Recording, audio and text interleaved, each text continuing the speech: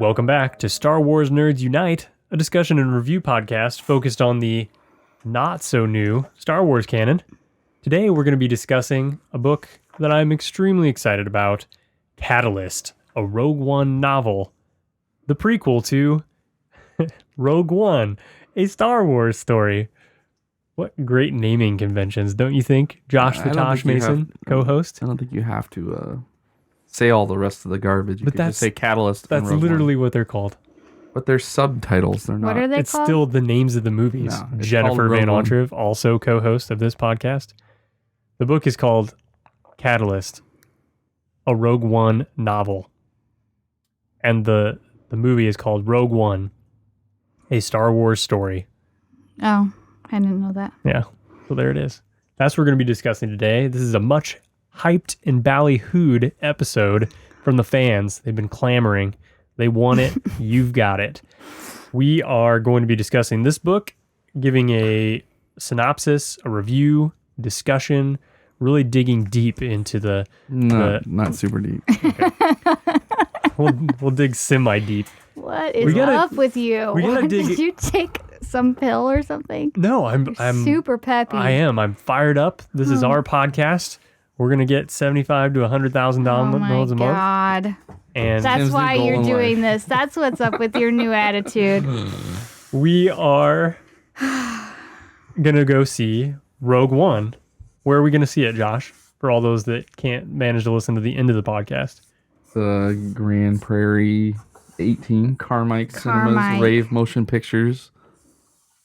In Peoria, Illinois. We're going to go to the 7 p.m. showing of IMAX in the third dimension. Yes, that is where we shall be. If you'd like to come hang out, there'll probably be lots of showings.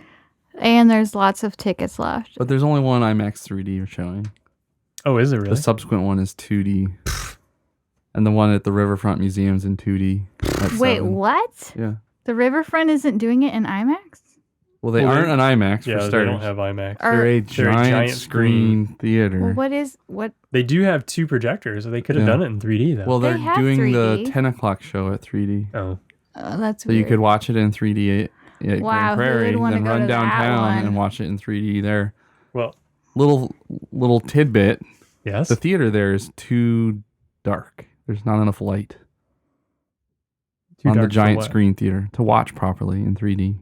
Oh, okay. I don't like watching movies in that theater in 3D. I saw The Hobbit there, and it's just too dark. It was very weird. It was like disorienting. No, it was because they showed it at 48 frames per second.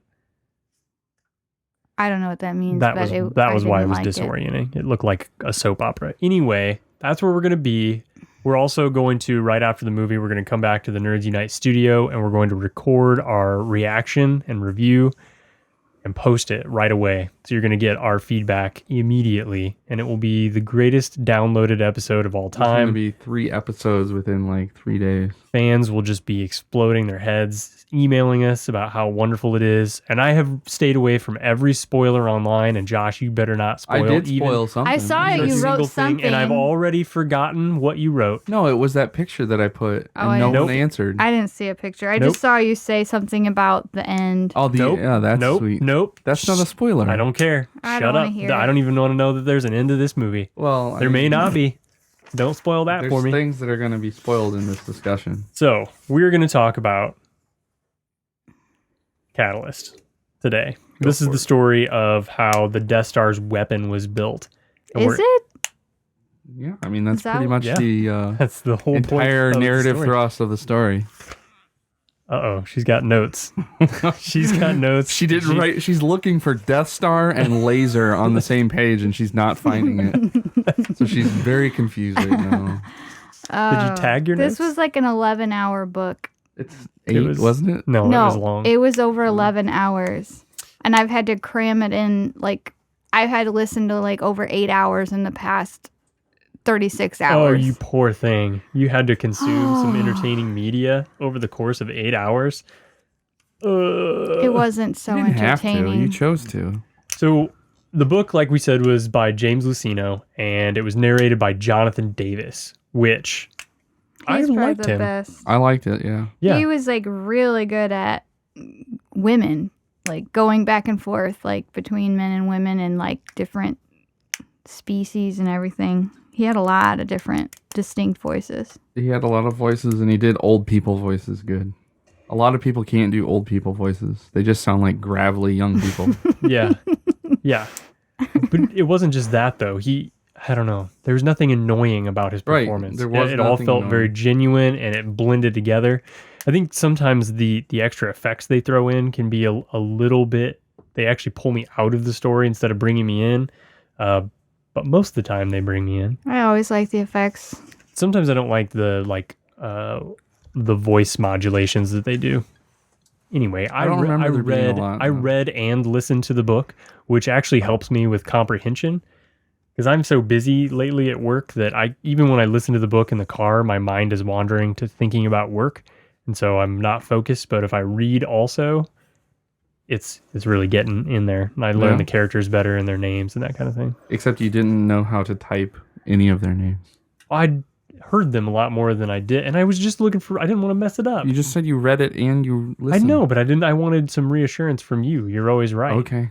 So maybe you should osmosis absorb it as a third level of redundancy on your knowledge intake. I perhaps will What consider word did that. you not know how to spell? Any of their names. I just double checked their names. On what? Galen's name. We were typing the Is it Gaylon? no. How do you Galen. Galen. Galen? Yeah. Yep. That's what we're going to name our new baby. No, it's not. We're not having a new baby. Who's going to do the synopsis? Josh? I'm going to give a very quick synopsis. Do it. That's what I like. Do that. How can you do a quick synopsis? Because there's really only a few things that are important. Oh my gosh. Yeah. This thing was... Do that. It was long. You do the quick synopsis, and there was then stuff. we discuss things that happened in the book. That's what I want the podcast to be. That's So what a book you- summary is. You talk about stuff. Well, we're not a book Whoa. summary podcast. People come to us for the book summary, as a matter of fact. That is What do you true. mean we're not a book summary? That's all But we do know- is talk about books. But we're supposed to discuss the book. We sell cars, but we're not a car dealer. Yeah. I don't understand We're not a what car you're trying... dealer. We're Did trying you to take help. an Ambien right before we started? No. Oh my gosh! Shut up. You're not making it. Very We're not a car. We're not a key. car dealership. We are trying to help people by selling them cars. transfer themselves to different places in their lives, and whatever that takes to get them there. That's what we're gonna do. Okay, let's hear your synopsis. And I've got a lot of questions. Okay. So I'm going to synopsize by describing the characters first. Please do. Orson Krennic is a person who is in the Corps of Engineering for the Republic at the beginning of the story. And that's just kind of his public position. The Corps of Engineering builds government buildings and dams and It's like the space Corps. ports. It's like the Corps of Engineers. Sure. In real life. So that's his front. Is there a But- Corps of Engineers in real life? Yeah, the Army Corps of Engineers. Yeah, Oh. they're the ones that built that big island off the bridge in Peoria. All right. So that's his public-facing job. His real job is he is a member of the Special Weapons Group, which is a kind of subterfuge group that is attempting to build essentially the Death Star. And he is responsible for the weapon. As they call it. Yeah, they constantly talk about how it's just this giant metal moon if it doesn't have a weapon, and it's nothing without the weapon. Battle We need the Don't weapon. they call it a battle station or something? They have a special name. Whatever. So that's his real job. And everyone sucks at making super lasers, except for this guy that he knew back from the Republic Futures program, who is a whiz with crystals, specifically kyber crystals. And that's Galen Erso. And so we're introduced to Galen Erso. During the Clone Wars, he works for a private company doing crystal research because he's very pacifist. And his wife, Lyra, is yet more pacifist. And so they're working in this private lab, working on trying to generate cheap power using crystals. Because they're doing something that defies physics. They're creating energy out of nothing. They're turning some energy into more energy. Right. Well, they're basically refracting it, but they don't know how to. They're not basically refracting anything. They're defying laws of physics, which we've already discussed. We have to set physics aside. This is a different universe. All right, so they're on this planet called Vault doing research. Vault, this is during the Clone Wars. It gets turned over to the Separatists. It was kind of a neutral / Republic-leaning world. Then the Separatists take over. Galen and Lyra get captured. Lyra has a baby named Jin in captivity, and they're there for, I'm going to say, a year. I don't think it was that long. I think it was a few months. She was not close to delivering. He was in prison without seeing her for at least 6 months, and then she had the baby, and then the baby was a little bit older, and she bonded with the handmaidens, and it was several months. Yeah, the Vaulty people didn't begrudge them at all, but the Separatists wanted Galen to work on their super weapons. They end up getting off of Vault because Orson Krennic finds out he's got this problem where he needs to build a super laser. He needs Galen, and Galen needs off of Vault, so he figures I can get Galen to do this by making him be in my debt. And so he gets Galen off of Vault, and he tries to convince him to kind of work for him without saying work for me. Let it be Galen's own idea, and it doesn't work. And so ultimately Galen ends up working for yet another private company, and they're on this planet that's irrelevant, but the Separatists attack, and right as Galen and Lyra and Jin are about to die, Order 66 happens, and all the droids turn off. So now Galen is super spooked.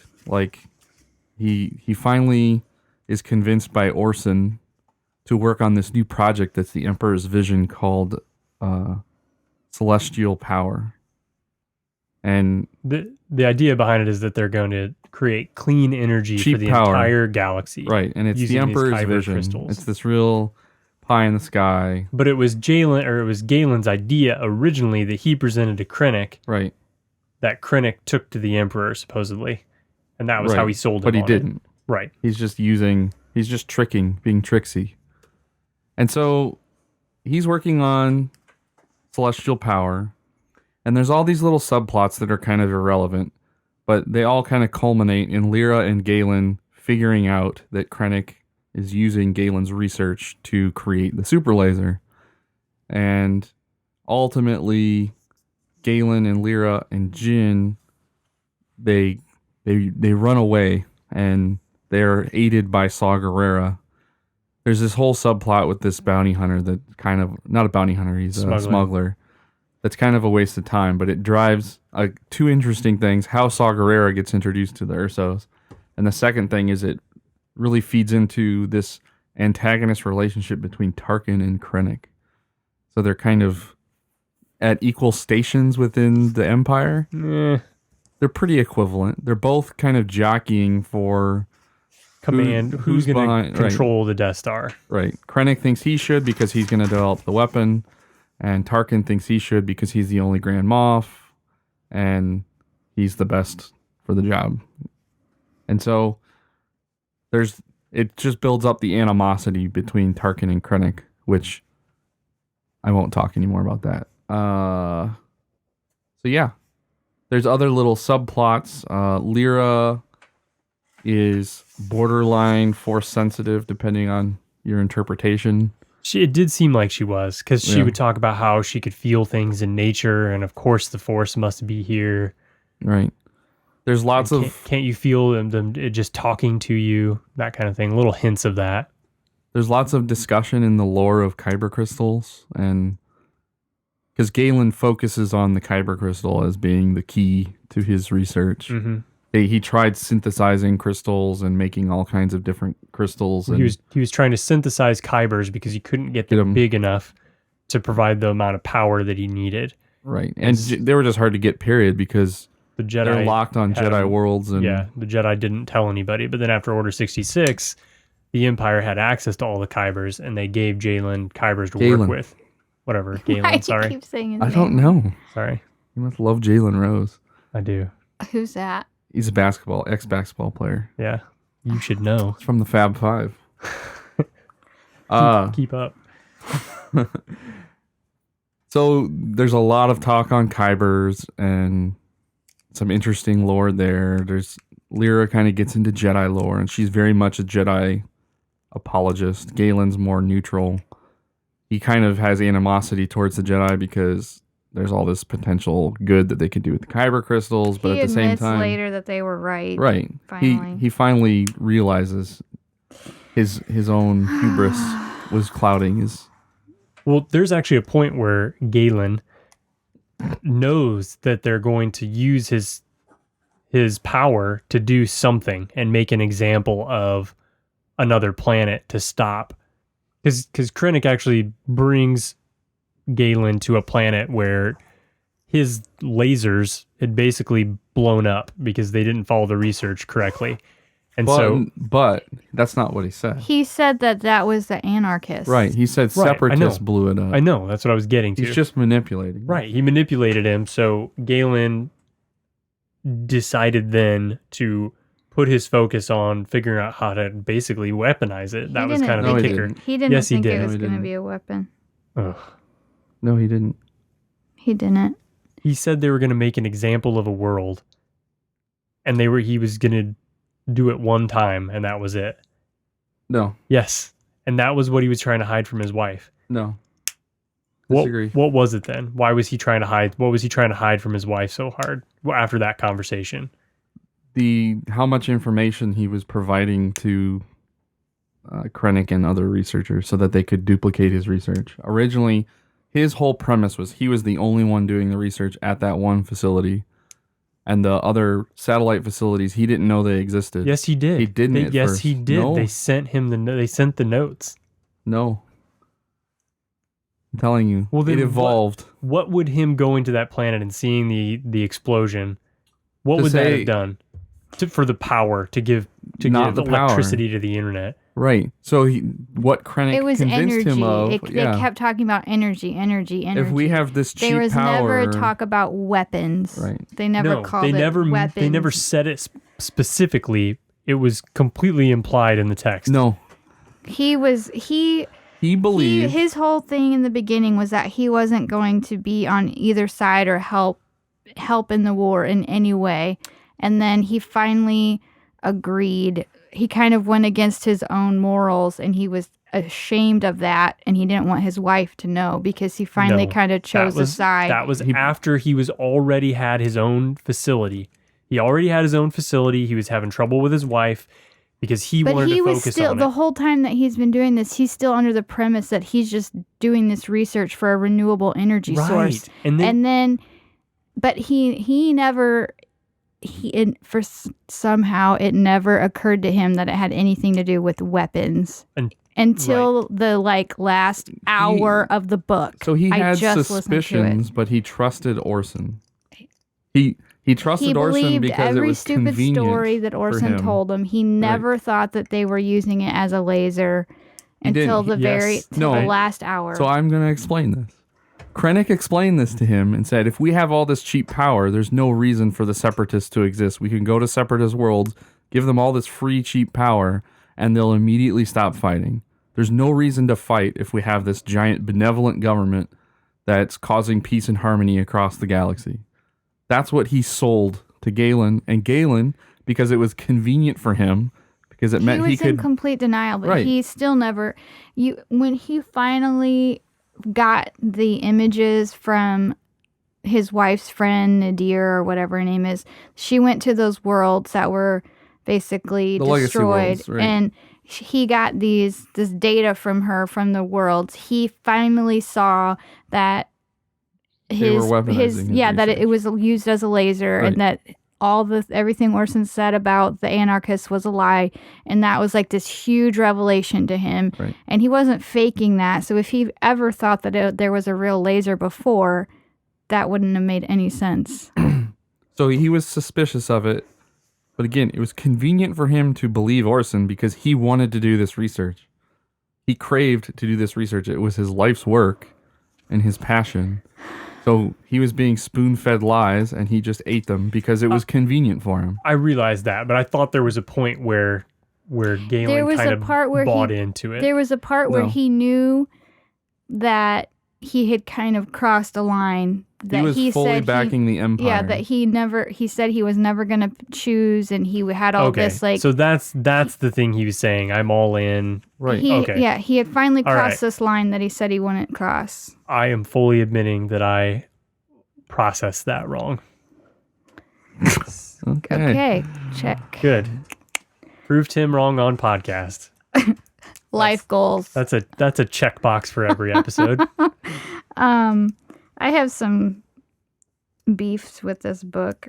Well, why do we got to talk beefs? So the final... Well, you want to just say how? It's end a of the perfect book. No problem. The end of the book, which is a direct lead into Rogue One, is Galen and Lyra and Jin are off on this other...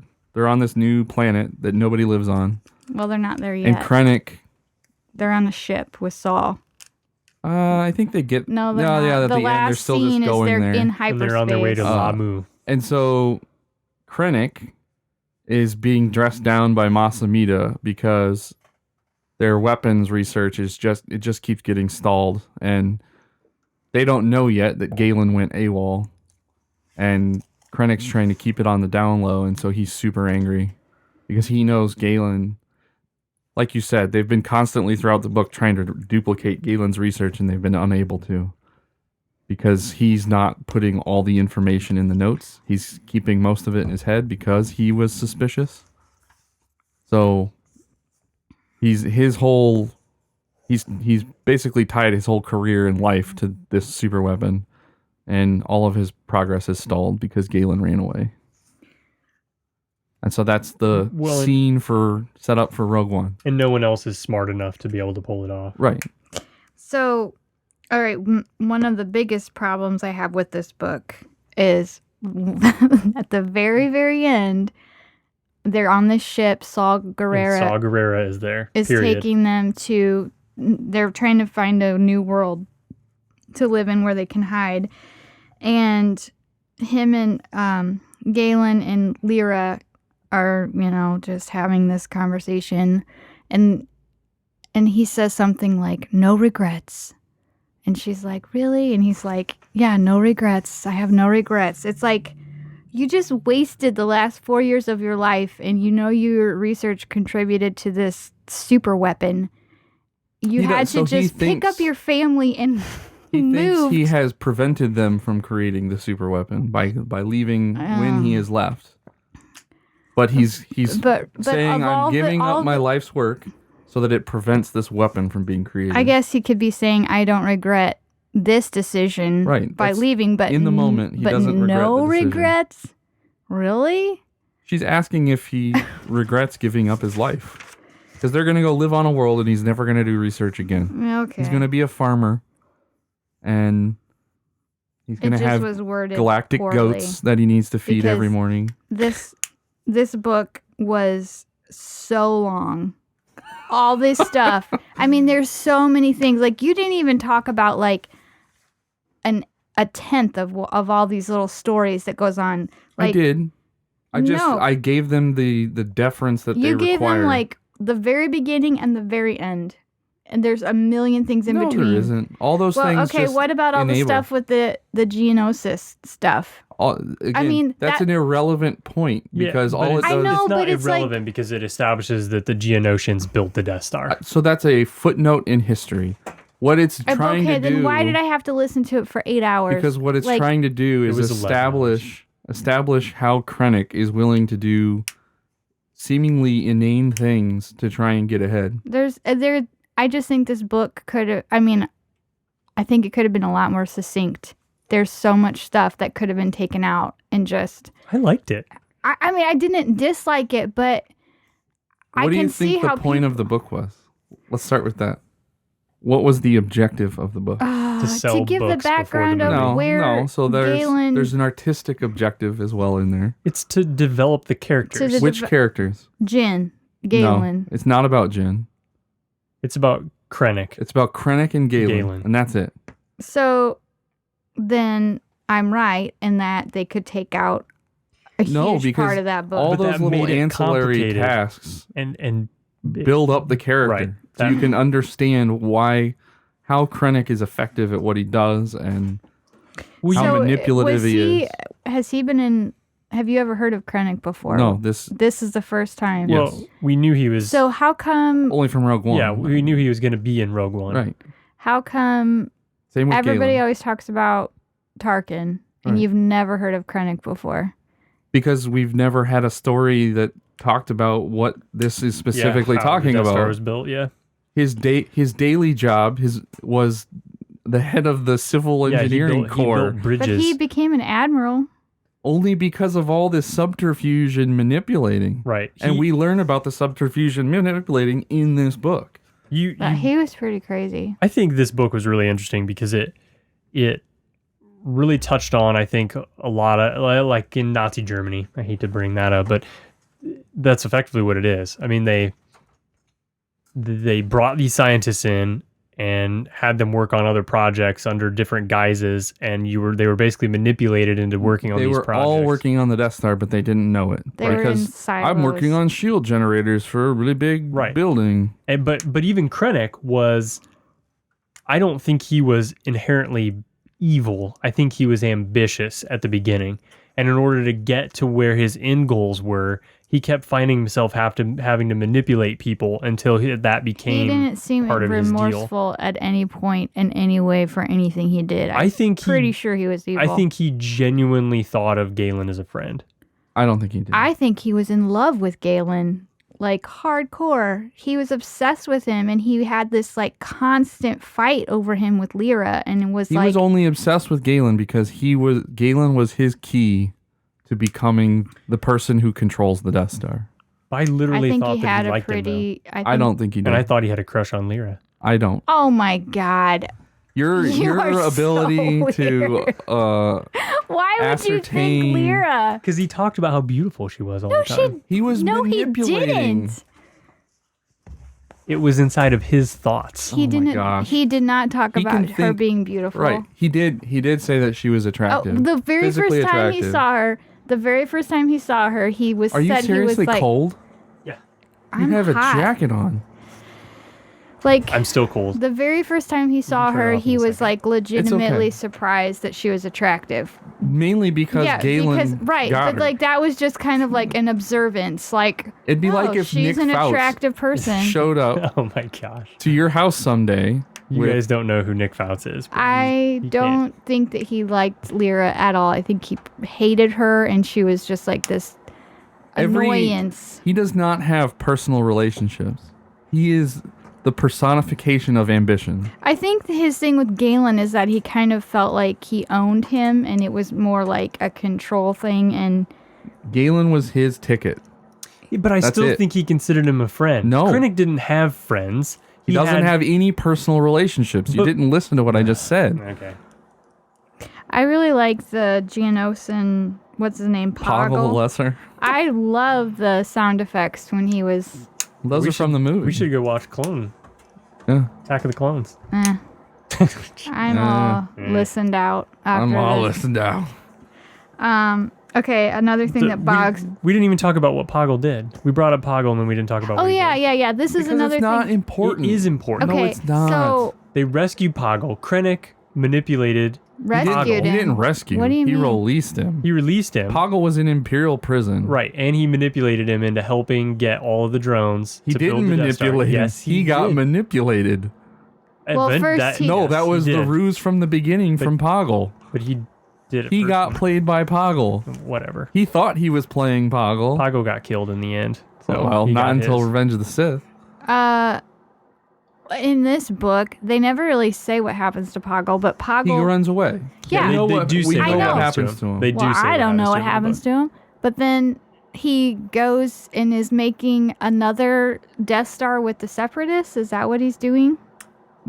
So he goes back with the Separatist leaders, but the Separatists were never actually building a Death Star. But everybody kind of thought Everyone they were. thought they were, because that's what the Emperor wanted everyone to think that they were doing, so that they could build a Death Star. I thought the Geonosian part was like one of the most interesting parts of the book. Honestly, and then there it was so an interesting many. subplot, but it doesn't really I always thought Well, it was. I wish I knew when I'm establish listening to anything. this what matters and what doesn't matter, because it's really hard keeping track The only of thing that all matters these is different Krennic stories and names and Urso.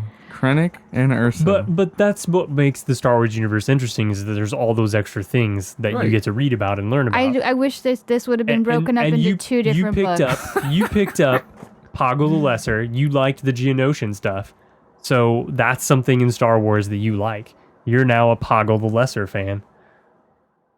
Look at you. It was too long of a book. You're gonna have it wings. had too many things that didn't matter for this story. I wish it was And- more like 5 hours. I thought the Geonosians were extinct. No, they're not extinct until after this. So The whole thing that happens is when Poggle leaves, the Imperials just suppress the Geonosians completely and make them build the Death Star. And But then then when they they're done, they purge the remove- planet. Yeah, and they remove the queens. Okay, yeah, to remove all the evidence. Wait, right. what? What are you saying? What Well, happened? we knew that from what was Darth it? Vader and Star and Wars. Star Wars, yeah, both. We knew comic. that the Geonosians. Remember the weird cyborg that I know. spit out she battle has the droids. queen that has like the weird robot babies. Yeah. What did you say? What? So when Poggle leaves, Yeah. the Imperials just enslave the Geonosians to build the Death Star, and then when they're done, they just kill them all and kill the planet. right. So that way, there's I thought No that trace. like when Witnesses. Poggle left, it seemed like the drones had control of what was going on. that and was only momentary. They had momentary Okay, control. well they didn't explain that Well, either. So they got control back of the drones, and the drones kept working. Yes. They forced the, them to work. The drones They enslaved got a them. new leader who was more agreeable to The Empire. the Empire. So they So kept the drones kept doing it, and it They- was only Poggle that left. the whole point of the whole thing was that Poggle played Krennic to get away. I knew that Poggle got away. I knew that he tricked him, but I just assumed that like the drones went with him eventually, or No, the like drones don't stopped care. working. The drones are stupid. I thought he was gonna like take the drones with him. He just wanted to get away for Oh himself. my god, that makes it even worse. Like all that for that. Okay. From Poggle's perspective, yeah. Okay. From Krennic's, it All was his way of getting on Masamita's good side. And the Okay. beginning of his ascension. So one thing that really, really bugs me is how similar so many of the names are. Orso and Orson. Urso, Orson. Like, because last name? they call them by their last name a lot. I don't remember that. Orson being true. and I just listened to it for 11 hours. They definitely call Orson a lot, but I think they call Galen. They call him Urso a lot too. And they're so similar, and they're the two main characters. It's just so crazy. I didn't have that problem. And then, Yeah, I didn't have Okay. that problem. Obit. You gonna complain about Obit? Hask. yeah, Obit. okay, why? Like, they created this entire alternate universe, No, they all these didn't. planets. I'm not talking about the book. I'm just saying in Star Wars in general. It's like a different world, different species, different physics, everything. So why do they have to have this Haas character exactly like Han? He's not exactly like Haas Han. and Han, they're both smugglers. Hask. They're both it's Haas. smugglers. Their names are Haas. Haas and Han. They have similar personalities. I don't think they have similar personalities at all. Haas starts out just kind of like only caring about himself and being a criminal, basically, to having a change of heart and He's a coming and smuggler, he's not a helping. criminal. He doesn't want to do bad things. He just wants to make money and be subsistent. And that's not like Han. No, I never said that Han was a criminal. I'm saying he's not a criminal. Okay, whatever. He's very similar to Han, I think. Their He's characters. a smuggler. They're both smugglers. Han and Haas. Their voices sound exactly the same. Their voices sound the same. How do you know what his voice sounds like other than the fact that there was the book When on I tape? was listening to this, it was like, yes, the guy who's portraying him in the book, it sounds like he's trying to It sound wasn't exactly intentional. like Han. It was not But it's intentional. like, I didn't really think he sounded very much like Han. oh, I didn't thought want to it argue sounded, with you when Mason I wasn't thought here. it sounded so much like him, but No, you don't find that his- weird. I His know. first name is one letter off. And you don't think that they're both smugglers and that they both I agree that they are both smugglers, and that's where the similarities And end to me. He's he also, has like then he's the smuggler with the heart of gold who turns around and He's is the also- hero in the end. He's a Druselian also. Yes, he I is would a like to point Druselian. out. he looks like that, not like a human. I know he's not a human, but I liked that he got the girl at the end. yeah, he has this. So he's weird. like the only one that has like a real happy ending in this whole thing. Does that not? The whole thing seemed really weird with him in general. That They keep was- bringing him in and manipulating and playing with him. He rescued the Ursos the first time from that Right. planet, and I Krennic didn't manipulated him understand into why they spying needed a on. special smuggler pilot to get He them wanted off everything a vault. off the books because he wasn't Oh. sanctioned to do the mission. Okay. Well, Anyway, this guy he seemed like He was a He- thread that intertwined all the yeah, stories. He was. all right. That's That's why he what was existed. I there thought for. he was a smuggler who had a very similar story to, I did not think Han at any point Han. in that book. and I was- his name has two of the same You think- letters. You It's think one letter far off. too literally. HAS. You think too literally. I know he has two of the same Yeah. letters. 2 of 3. Yes. 66%. I mean, He's not even it the same just seemed like a species. very strange similarity. Just the name that he came up that Lucino came up They've with. I got a- mean, they've got a- smuggler, Haas. Han? No, Haas. They have Okay. they have a random name generator. And that's what Okay. popped out, and And they then- couldn't do anything about it. All right. maybe Haas is like the Jeff of Dressalonia. Okay. Another thing, Dressalonia. Two more I don't know what the things. planet's called. when they were talking about where Everybody knows Saul it's was called from. Dressel. Okay. Dressel. Yeah. When they were talking about where Saul's from, he's from. It sounds like they said Alderaan. It's but Oberon. It's Onderon. Onderon, yeah. I was Onderon. like, okay, Yeah. are you gonna say that those aren't very similar? Onderon, we've already heard. It was in the Tarkin novel. It was. I know, but why do they have to make these Let me- names so similar to other really important names? Because that's just what it is. How That's many- only what it is how many because that's what different- they made it. How many words do you think you can make with 5 letters? There's a lot more than 5 letters in that. I'm sorry, five places in a word. So like A, B, C, D, E is five letters, right? So now make it A, 5 letters, right? How many different combinations of 5 spaces of letters can you make? I don't know. So it's a Alder- large number. 5 to Alderaan the and 5th, isn't it? Onderon. No, Alderaan and Onderon. It's 26 factorial minus 21 factorial. It just seems like they're making Or 20 so many factorial. things so similar 21 that factorial. shouldn't. But that the can point be is confused so in an easily. average galaxy, there's something like 100 billion planets. That's So- my point. So why No, make so my two point very is- famous planets the exact But same? they're not famous. They're not famous. Okay, if somebody that doesn't know that much about Star Wars gosh, look what you knows did to that my meter. Alderaan is an important planet, and then this guy that's Because they going to could be a be big in the character in same the system. next is Onderon. If I pick up on the similarities, and other people that know more about Star Wars So have why to know. why there's only 50 states? Why is there Kansas and Arkansas? Kansas and Arkansas do not sound the same. But they're spelled identically. I don't care how they're spelled. I'm talking Oh about. my my gosh.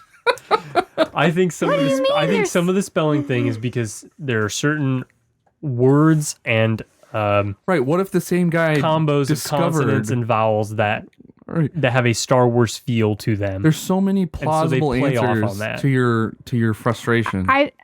I just think it's not creative to make like two. Again, why is there Kansas and Arkansas? Let's just put an Kansas- AR in front of Kansas. I think there was more to it than that. The point is that people name stuff because that's how they name stuff. It doesn't have to make sense. Okay, yeah, but that's real world. This is like But at some point, somebody had to come up with that name, right?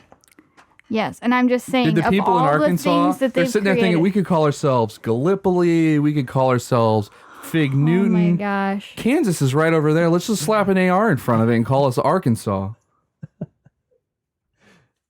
Why would any human being ever make that decision? Yet that decision was made. But it wasn't somebody creating an alternate universe. Somebody created that name. It doesn't matter if it's an alternate universe, in any universe. It wasn't like a writer. It wasn't somebody But like it was sitting a there person. with. What else I'm sure do you that have on your okay, list? whatever. That's such a strange thing to get angry about. I'm not angry. I just think, like, of all the things that they've created, why do they have to make these names so similar? Because that's what he was inspired to They call have it. a Star Wars feel. Would be Whatever. the best answer. Okay, one more thing that What is bugs that? me. In all caps. His voice Whose sounds Han and Haas. this is all on the... Okay. Han and Haas. Yeah, she wrote a Han whole Haas. legal pad full okay. of complaints about This is a Haas little over it. thing that, I mean, it's not like I don't like this book. I just think there's these weird little things that make it harder to understand what's going on. And anyway, one thing that it's just like an annoying thing to me is when they're talking about an increment of time, they always put the word standard in front of it. Yeah. But they put the word standard in front of it every single time. Like, standard hour, standard month. It's been 2 standard weeks. Right. It's been 2 standard days. If you're going to use it every time, Because then you in might the as well not universe- use it at all. A day could be anything on Right. any planet or any But- system. They're never talking about a different increment of time. So it's not like they're saying an Onderon day or a standard day. They say standard every time. No, So they- Because if all he said was a day, as a reader, You would have no idea how long. what would you interpret? You 24 hours. You didn't read science fiction books when you were a kid. This is something you It think just- about. I when you're know reading what them. I know why they do that, because different planets have different time Rotational frames speeds. and all that. Yeah, But I just think if you're going to say standard before every single one, it kind of loses the point. So do you think that TV stations in the East Coast should ever put Eastern Standard Time in front of the time for when they show stuff? It's always Eastern Standard Time when you're in the Eastern Standard Time zone. So why would you put Eastern Standard Time on it? so you know what time it is. Why do you keep comparing stuff to the real world? I'm Because talking about somebody whose job is to write a book, not Because the people who read this exist in the real world. So they look for things that are anchor points for them to understand, which is what I he's live in trying to the create central- for you. I An live anchor in- point to understand the reasoning.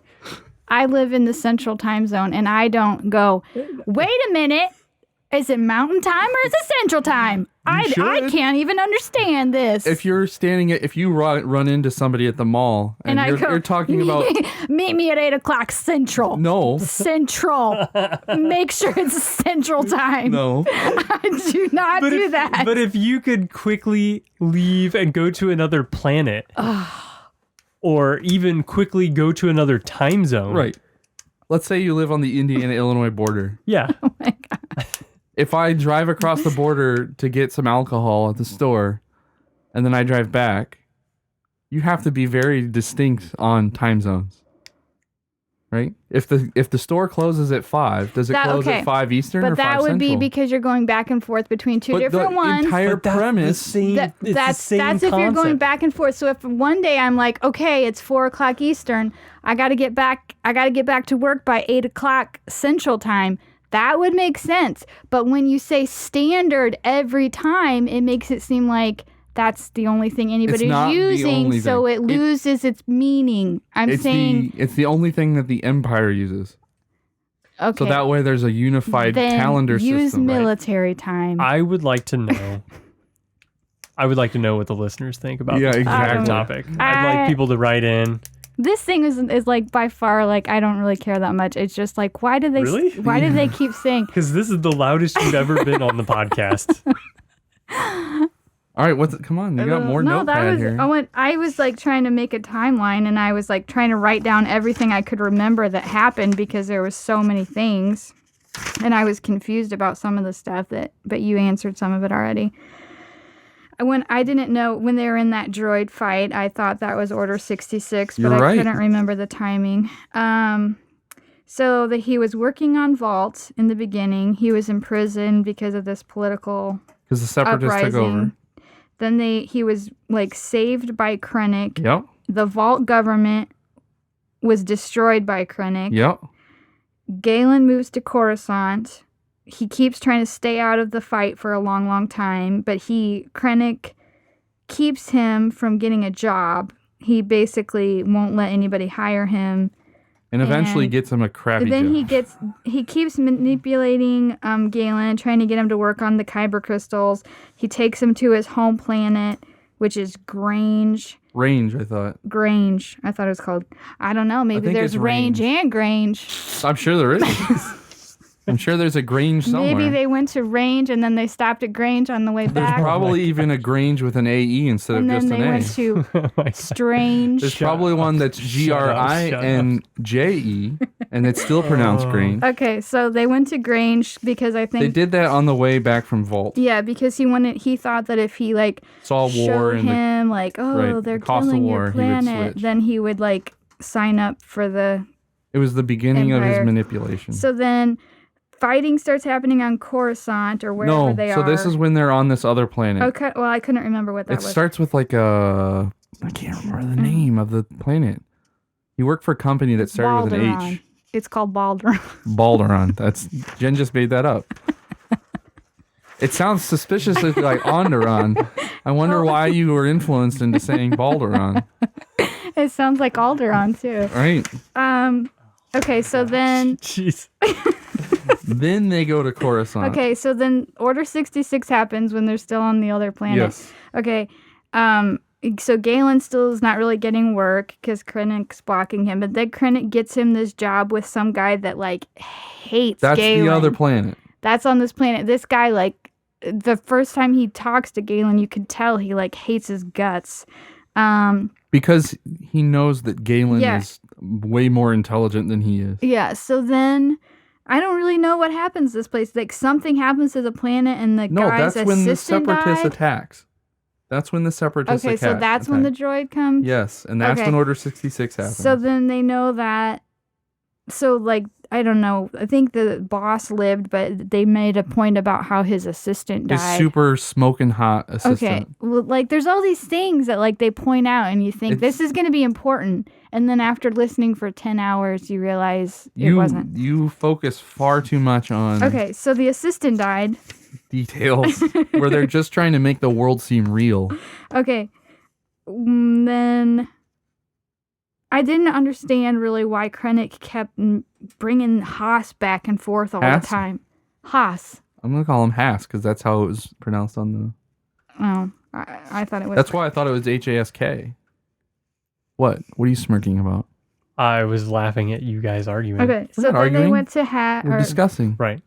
Okay, then there was some kind of explosion on the planet where they were testing the kyber crystals, and then like We've Krennic already talked covered about all up the this. damage. I'm just telling you what I wrote because I was trying to remember everything that happened. So then he only blamed tell us it things that are on. relevant.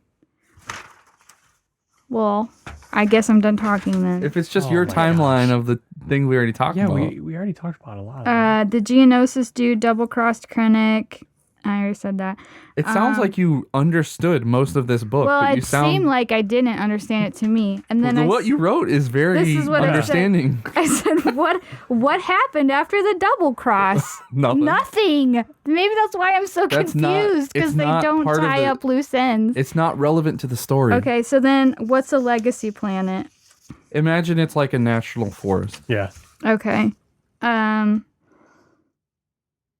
Okay, so like I guess I don't know where all of a sudden Haas got this crew. I know who Saul is, but like I don't remember like how all of a sudden they were just like banded together and they were like going to that salient planet. Right, the and they were, salient system. and it's like how did this like where did this group It happened come? off screen.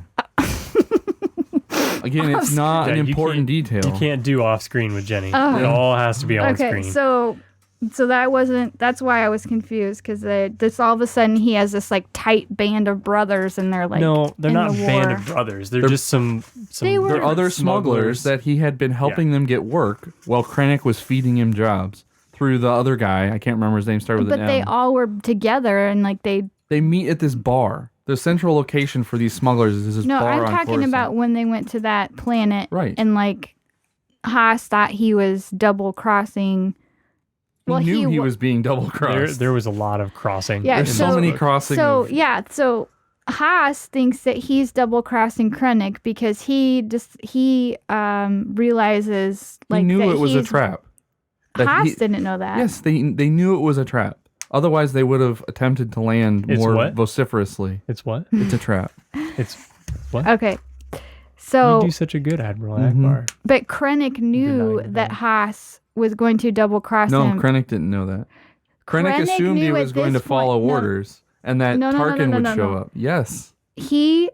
He knew that Haas took Lyra and her friend to go see the worlds that he helped destroy.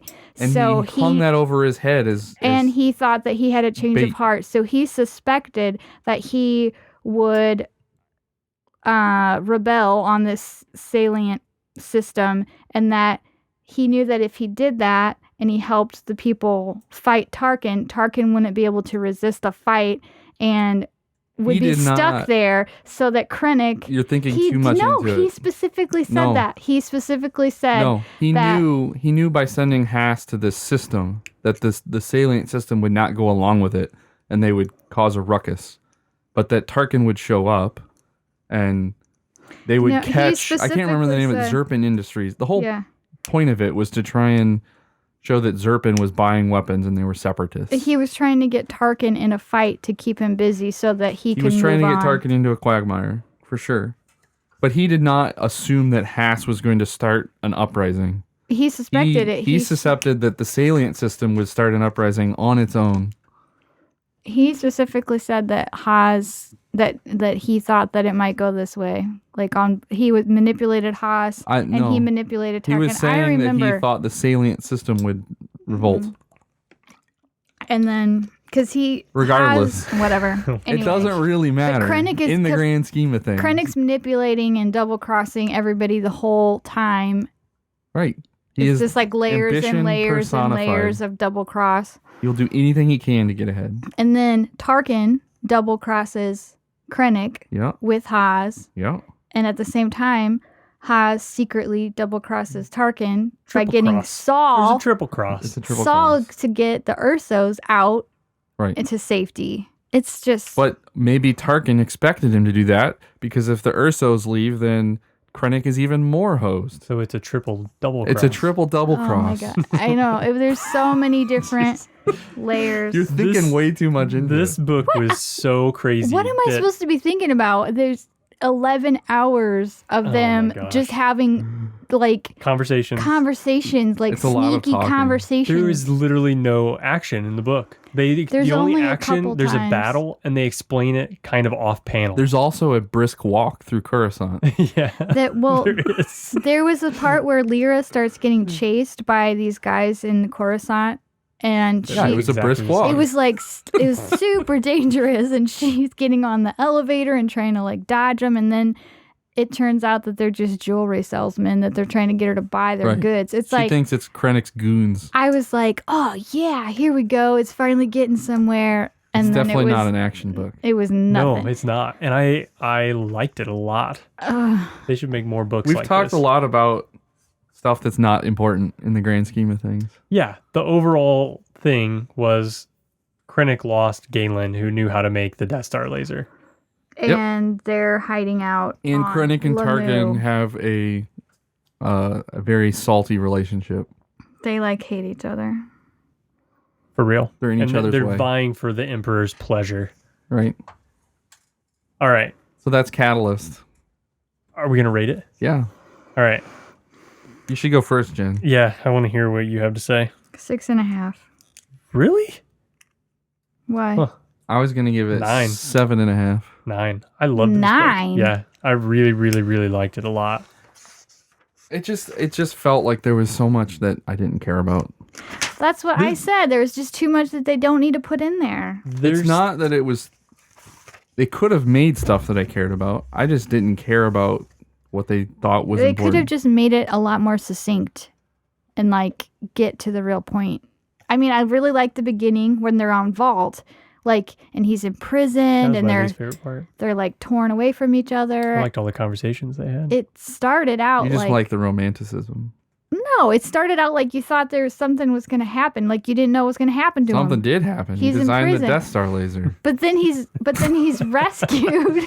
The most destructive force the galaxy has ever known. He's rescued from prison And then there's like 4 years of him just doing research. Moping around. Yes. I mean, it was just so strange.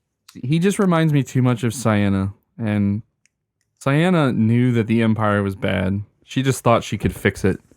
He was just blind because of his own selfishness. What do you mean? He willingly worked for the Empire. Even though he's supposedly a pacifist and moral paragon. Yeah. Yeah, I guess. I don't know. So there's our ratings. I mean, I think- liked the characters and I liked lots of parts of it. It was just like the overall length and having so many details and private conversations that didn't matter mixed in that it was just made it more confusing. I think guess. everyone should read it. It was good. So my response would be, if you watch Rogue One and you're very interested in Krennic, then you should read. I'm really glad I listened consume to it. it. I wanted to listen to it before the movie, and I'm glad I did. But if you watch Rogue One and you're satisfied with what you know about Krennic, I would not read this book. Here's our first letter from Jesus. He says, "Hello, SWNU. Just finished reading Catalyst, and I'm so glad I read it before seeing Rogue One. Me too, buddy. I know the movie is going to be super emotional, but now that I know the backstory of Galen and Orson is going to be a much more impactful story. I totally agree. This is one of the rare books that I couldn't put down. The way their relationship worked and its subsequent deterioration seemed plausible and was not forced. I agree. I thought it was forced. I didn't. What part? I liked how Orson is meant to be an intellectual and Machiavellian equal to Tarkin and a believable threat to the Rogue One crew. Threat is what he meant to say, I think. I think that this made Orson seem Beatable? more of a manipulator and Well, that's what he's saying. genius than Tarkin. I mean, he kind of outwitted him multiple times. He didn't outwit him, though, in the end. Yeah, Tarkin won. I think he's too reckless, whereas Tarkin is much more measured. He had been working on this for years, this manipulation. But it shows how weak he truly is. He's so reliant on Galen in order to advance. Without Galen, he's nothing. I fully expect Vader to force choke Orson by the end of the movie, though. The one thing I didn't like was the portrayal of Tarkin. I get that Orson is meant to appear superior to Tarkin just to build him up as a villain in Rogue One, but Tarkin seemed petty and not as clever. That's what I thought too. Especially after reading Tarkin. Lastly, I love the dichotomy of Galen and Lyra's view of the Kyber crystals and their relationship with the living force. Although Galen doesn't outright deny the force, he does dismiss its mysticism and just sees them as crystals. And that's what leads to harnessing their power into what the Death Star would become. Lyra, on the other hand, understands that they are to be treated with respect, sees the ecological devastation that the Empire is creating for its greed. We didn't talk about that. We did. She talked about the legacy worlds being destroyed. But one thing we didn't talk about was like how Galen's view of the crystals changed, and he started to think that not to this level. He started to think that they were controlling him and that they had physically changed on an atomic level or something, like a virus, because they knew that he was trying to manipulate. He was trying to manipulate the crystals. I don't think it was that type of relationship. I think they were manipulating him. No, he said that. He said no, I don't think he said it was nefarious, like the crystals were trying to defend themselves. He said that he said, are they changing? He specifically said that he thought that they were changing. They definitely changed his sleep patterns and his ability to focus. And he even commented that that's something in the notes that he had read about people who had done previous research on Kyber. But later in the book, he once he started getting really deep into it, he said something about he thought that they were changing, I don't know, not changing him, but changing so that they were not affected by him, almost to protect themselves or something. I don't think that is correct. Okay, that's what I heard. So Catalyst could be interpreted as a warning, much like Lord of the Rings, to our own greed, but it's an enjoyable read because it's not hitting you on the head with it. So I'm so excited about watching Rogue One. I bought tickets for the 8 a.m. show at Alamo Drafthouse because they always have a cool glass on the 16th, and at 9 a.m. the 17th on IMAX 3D. And since I'm traveling to Mexico the next Monday, I'll be watching it there as well. So it'll be at least 3 or 4 times I'll watch in the first week. How about you guys? Right now, we've just got the one show planned, 7 p.m. On Thursday. Central Thursday. Time. Central Standard Time. Central Time. How is anybody going to know what you're talking about? Okay. Next. Thanks, Jesus. Next letter. When we were in Texas, I wanted to go to one of those theaters. I've When heard we were about in Texas, them. I wanted to hang out with Jesus. But he Oh, was too yeah, far me away. too.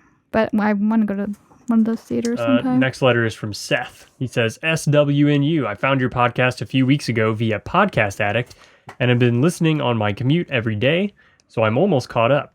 Well, then you'll get to hear this letter. This has spoilers in it. Who is this? This has You just spoilers? said you don't want to hear spoilers. Hold on. You just said you don't want to hear spoilers. Yeah, I'm but telling this you. isn't. Oh, I don't want to hear it. All Maybe you right. should talk about it tomorrow. Seth, we'll read your letter on tomorrow's episode. It's super minor. I agree. That's what I put in the thing, the picture. No, I don't want to hear spoilers. Okay. All right. We'll read it in the next one. How about this one? Oh, this is, I got this one from Drew. Here we go. Thanks to a couple long drives and one large room painting adventure, I've been able to listen up to episode 33. He's in the dregs of our podcast. I have only needed to skip 19, the Ace show. I don't blame you. As I couldn't handle only hearing one side of the conversation. If you do another live show like that, make sure to repeat the questions asked from the audience, as the mics do not pick them up. On-location broadcasts are even hard for me to listen to on morning radio, so don't feel bad. Clearly, I've been enjoying the podcast, or I would have given up listening. You are always asking for feedback, so I took some notes as I was listening. Speaking to that, we're probably not going to do any more live shows. I think that ship has sailed. If we do, it'll be like another Steak and Shake recording. That was a live show. Yeah, but that's about as live as we'll get. I don't know. Never say never. I don't really want a crowd Never unless say we never. get a whole bunch of fans and we have to do one. What if Kanye West wants to sit right behind us while we record?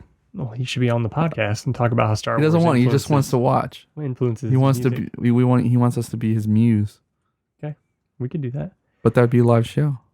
I should level set. I am not a huge Star Wars fan, which is a lot of our listeners. Like they like Star Wars, but there's not a lot of like super fans. I think we appeal to that. Anyway, I really haven't watched any of the new old movies ever since Jar Jar Binks. I don't think I even finished that movie. I just couldn't handle him. However, I did see The Force Awakens and it was great, which has sparked my interest in the next movie. So take all my comments with that in mind. However, I do listen to more talk radio than most people. All that being said, the other night while looking for something to watch, I came across Star Wars Rebels and found myself clicking record, so perhaps I'll be a Star Wars fan soon. Rebels is a good spot to start. There's a few boring ones, but keep going. It gets really good. Episode 31, the first 7 minutes at least, could be the best recording you've done thus far. Remember, I've only listened up to 33. The content of the show is great. I haven't read any of the comic books, but if you just listen to the show, I don't need to read them, as you describe the issues so well, it's like I read it. That is a criticism I give to Jen whenever she does synopses. And I'm wrong. All three of you do a great job of describing each issue. I have to imagine that the comics would be less enjoyable to me if I just read them, as I wouldn't understand the intricate details you folks bring out. Oh. I'm putting this more on Tim, but Jen is the problem. I agree with that sentence. We could put a period there. Her mic volume can be all over the place. It seems you record the complete show in one sitting, but a quick 30-second mic check recording and adjust for Jen's mood, yes, aka volume of her voice that day, would be great. As an aside here, buddy, we would do that at the beginning of the podcast when we first started recording, and I gave up because it would not matter. She would move back in her seat and her mood would change partway through the podcast and she wouldn't talk as loud. It was rough. But I think I fixed it. Mic volume aside, Jen, you have had moments of greatness that you just started, then backed away from. If Mason pronounces a word funny, you have to call him on it. You started to when he pronounced lasso. Lasso. I remember when you did that. I don't remember that. I was loving when you started to call him out on it. Get him to say raccoon on a show. What was that comic that Scotty did? The Marvel comic? Rocket Raccoon. Go ahead, Jenny. You say raccoon funny.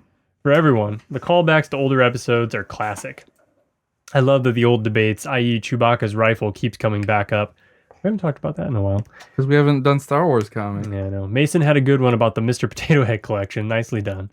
Jen had the opportunity to bring back a great moment when you guys were discussing if Chewie or Han would drink from a wine glass if they were by themselves. The answer is clearly no. He is a space ape. Han would not either. I think I said no, they wouldn't. As it would just slow him down from drinking the whole bottle. However, Tim said he would use a wine glass, and I was waiting for Jen to say another reason why you wouldn't be Han, as a throwback to when she didn't think he would be Han, and Tim was clearly disappointed. Sorry, Tim. I've come to terms with that. I know my wife does not consider me a swashbuckler. We're handsome. Tim, you made a reference to this, this is classic Josh Mason. You made a reference to this is, quote, classic Josh Mason. I was cracking up as it totally was. That was a great moment. Lastly, I love when Jen does not handle Tim's comics with the proper care. Oh my gosh. This gives me the heebie-jeebies every time I hear it or think about it. I believe Tim said, Jen is crushing my Kanan. At first, I took it as crushing like loved it, and then he painted the picture of how she was physically crushing the book. I prefer the term assaulting. I'm laughing at that just writing this. There was another time when she was bending the spine, which is great as well. Tim did an excellent job of describing exactly what she was doing to the point that it was like the listener was in the room with you. That is good broadcasting. Keep it up, and I'll keep listening. Looking forward to being caught up to real time. Drew, if you liked those beginning episodes, God bless you. It gets quite a bit better as we get better at He podcasting. just likes hearing me talk. And people getting more comfortable. That's what it comes down to. So I wrote him lengthy email replies, and so did all two of us, but I'm not going to read those on the air. Those are private. You mean all three of us? Whatever. Barely count. This is another really long letter. You want to save this one What one? for the episode tomorrow? What is it? Or do you want to do it? The one from from Anthony. Go ahead and do it. All I right. don't care. Hello again, SWNU. I'll first address a few points from my last correspondence. I am Minnesotan, born and raised. The reason why you should take me being able to listen to your podcast, but not other podcasts while at work, as a compliment, is that it is, I believe, a testament to your success. You mastered those commas in that sentence, bro. Good job. From what I can tell, feel free to correct me. This is not supposed to be a super high level, dig deep, pour over every detail kind of Star Wars podcast. Unless Jen is doing the synopsis. I can listen to you guys because, as I mentioned in my first letter, listening to you guys sounds like listening to friends. Or frenemies in our case. Get it, guys? I was talking about our contentious relationship. We are We're family. a family. It is fun and even informative without being something onto which I have to allocate precious focus. If you're not going for the let's be friends and talk about Star Wars vibe, then I guess it isn't a compliment. But if you are, then you're nailing it, in my humble opinion. With regard to insufferability, I did mean it almost entirely in jest. Almost. That being said, it does seem sometimes like Jen's ratings mean absolutely nothing. The use of the word retarded to describe things she doesn't like is also a little grating. I don't mean to sound too harsh. You know, I tried to edit out all of her faux pas, but I just can't get past it. She talks like a sailor. You haven't had to edit anything in a really long time. Jen, I genuinely enjoy your involvement in the podcast. I think you give a great voice to the novice Star Wars fans and speak to how, over time, Star Wars is able to grip the attention and affection of people who at one time had little interest. Tim just gets a little touchy at times. Tim, for the record, you do a great job at manning the helm and keeping things on point. He's like, Tim, you're too touchy. Let me give you a compliment so you don't get too upset that I said that to you. I know. I like how everybody has a ton to say about you two, and everybody's like, and then there's Tim. You're okay. He said good stuff about you. Yeah. On the meat and potatoes. Onto the meat and potatoes. I want to say that I agree with Josh that Snoke is not someone we've met before. He isn't anyone reincarnated. You thought it was who said Mace it was Windu. Ezra? Literally one of the dumbest theories I've ever heard. I think I brought it up. We had so many emails. I never thought it was Ezra. I thought that was I still dumb. think it might be. I don't. I think that will be fun. Not everyone has to be someone we knew before. It's a big galaxy and there's room for lots of bad guys, even tall ones with destroyed faces who use both the dark and light side of the Force. However, Rey is most definitely related to someone special. However, she is also not a Skywalker. Yes, Star Wars is the story of the Skywalkers, but we already have one of those, Kylo Ren. Also, her being Luke's daughter would be one of the single most in-your-face and boring origin stories ever. Luke Mason's made that point a bunch of times. I think that would not be. I do and have since I first watched the movie subscribed to the notion that she is a descendant of my favorite Star Wars character of all time, Obi-Wan Kenobi. Here's a few reasons why I think this is the case. Is he really far behind still? Because we talk about this lots, how I think they're related. He at least listened to 92 or 93 when we read his first letter. Mm-hmm. She hears Obi-Wan's voice multiple times in the Force vision. JJ said we don't meet her parents in episode 7, and Lucasfilm is delaying the release of an Obi-Wan standalone film because he is likely not done being utilized in the numbered movies.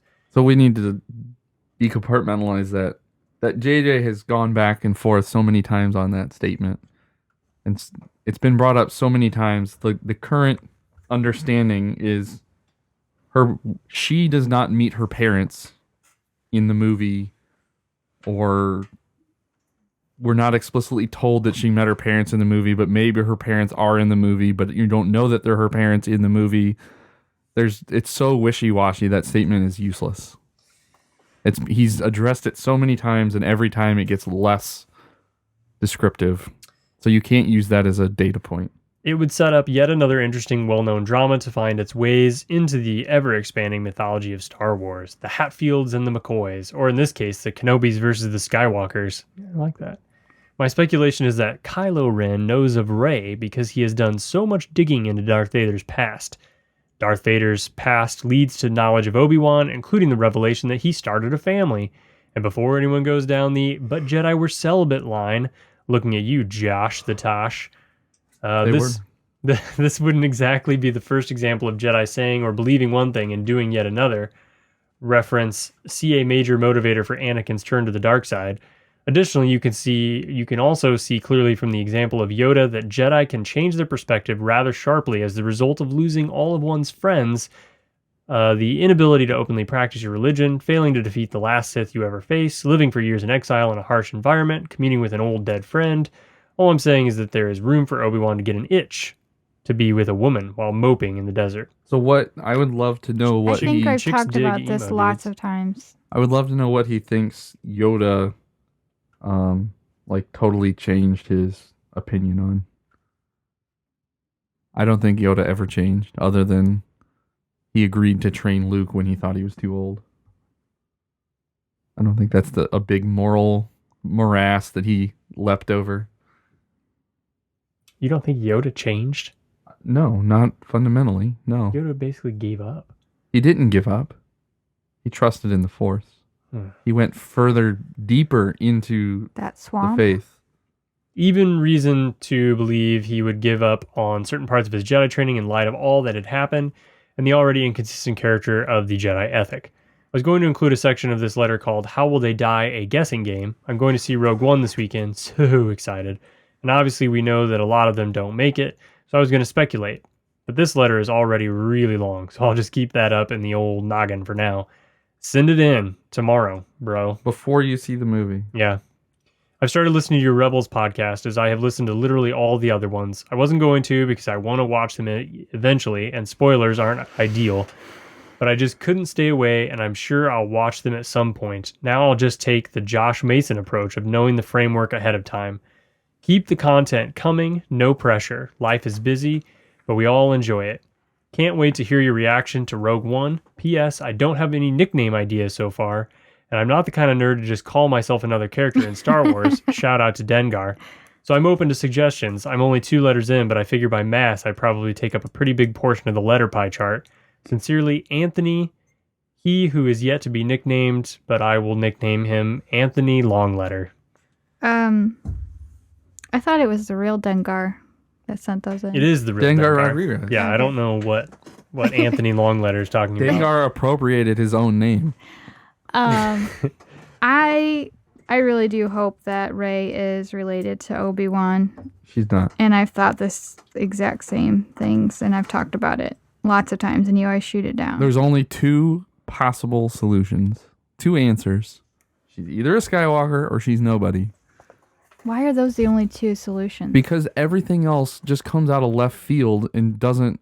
There's no value in coming out of left field.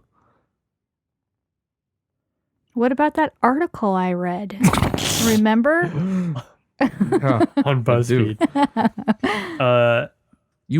People want things to be shocking, but that's dumb. That wouldn't be shocking. It would.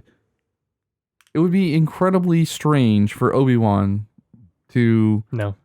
But why instead would of spending his time on Tatooine, like everything we've ever been told...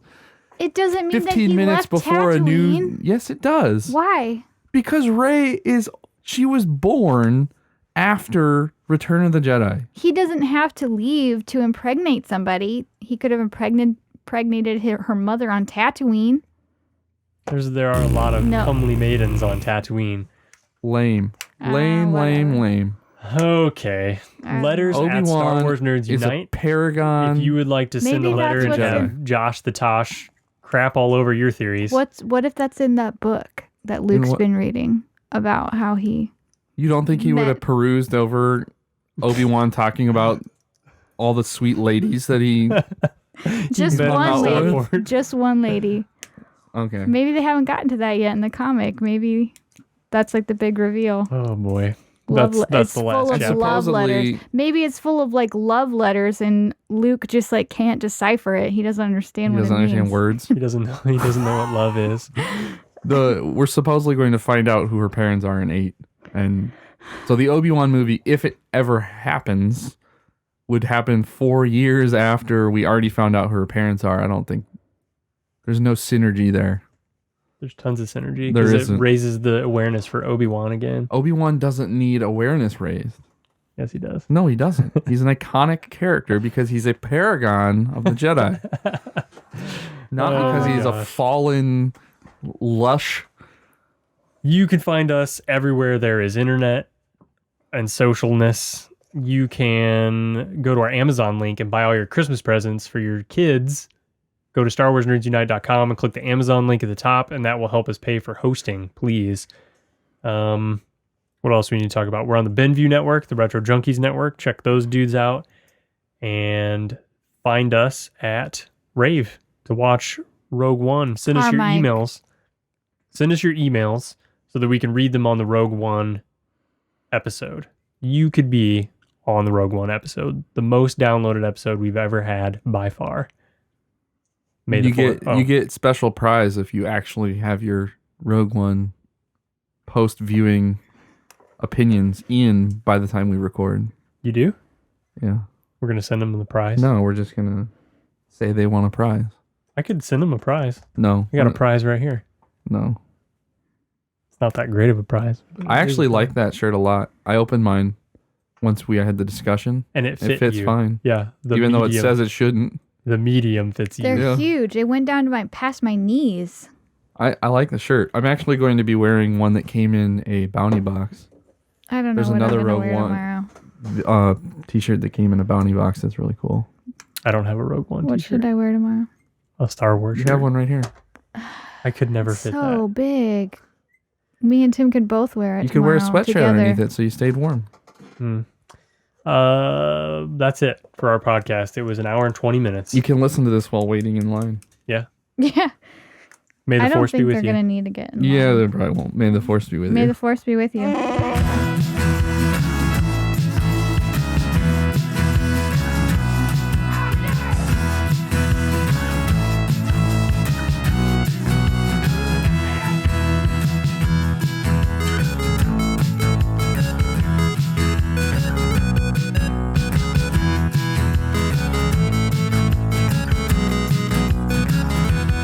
Did you hear that? We're doomed.